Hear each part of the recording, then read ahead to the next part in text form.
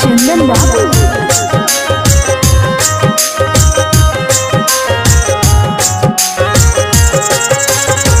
छठी मैया परिले और हम पैया और जी करीले हम तोहार जी हे छठी मैया परिले और हम पैया और जी करीले हम तोहार जी हे छठी मैया।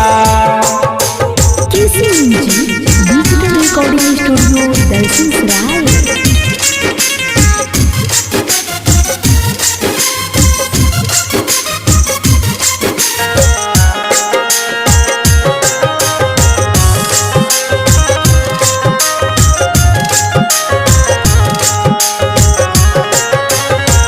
पहिले तो रहनी माई हमनी के रानी एक बला कबीना भैनी नौकरानी।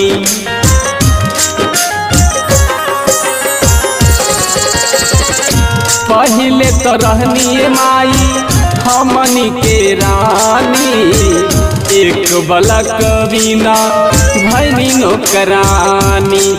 हे छठी मैया परिले और हम पैया और जी करीले हम तोहार जी हे छठी मैया। Digital recording studio Dalsinghsarai.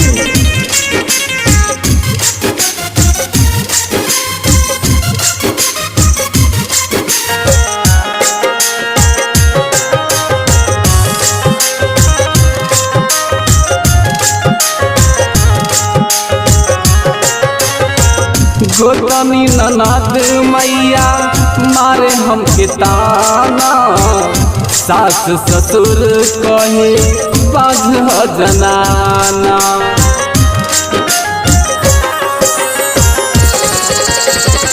गोतनी ननद मैया मारे हमके ताना सास ससुर कहे बाझ जनाना।